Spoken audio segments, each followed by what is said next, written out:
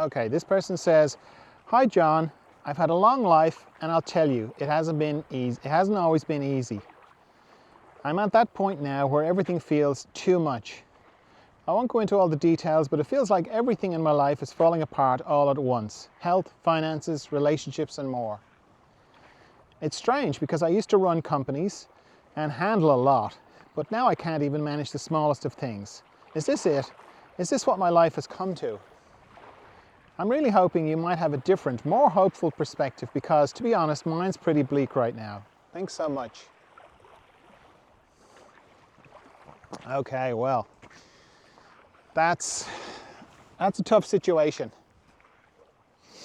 But it's also, I've seen it like a good few times with people I work with, you know, doing my one-to-one sessions. And it comes down to, I think it's Krishnamurti, he's got that famous quote, pops up on social media all the time, of it's no measure of health, mental health, to be well adjusted in a very maladjusted society, or something along those lines. And like anything to do with our system, we can cope for a long time, depending on what it is that we need to cope with. But some things we can cope with for a very long time, years, a whole lifetime almost. Like this person sounds like they've had a long, you know, life with lots of things. And like we can cope for a while and then our system starts to break down. And that's what this sounds like. And what the person's coping with is what I've kind of come to think of and relate to as existential strain. And what that is, you know, if, like to use a metaphor, you know, of heaven or whatever, or where we are before birth, right? And it's like we're reading the brochure on having a life on earth and we go, oh, this sounds great. Oh, look at all the stuff I can do and how real it's going to feel and the adventures I'm going to have. Oh yeah, this is great. And so we're born.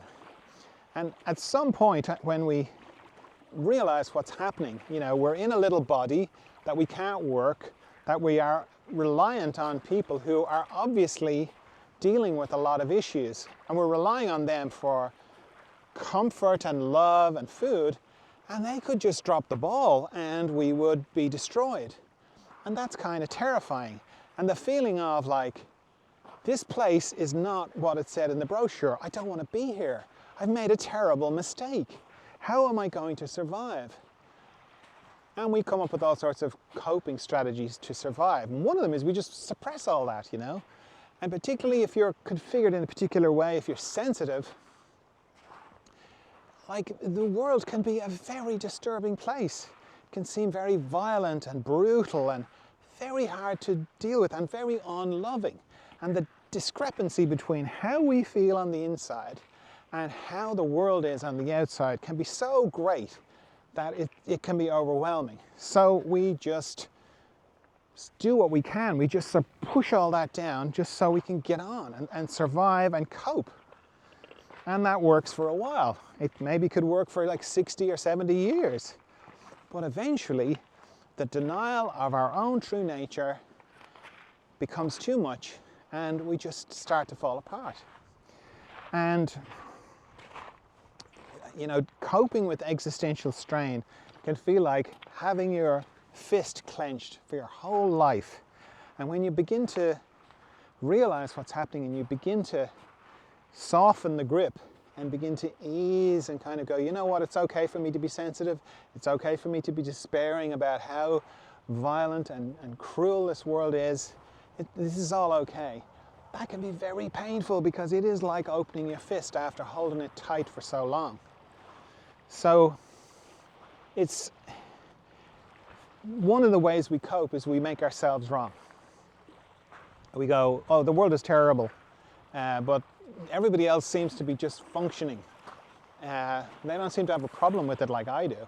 So let me just make myself wrong because I can kind of deal with myself. If it's just between me and me, it's not so terrifying.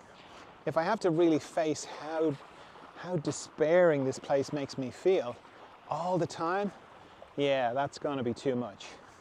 So we make it like it's our fault. And then we just go along like that for years.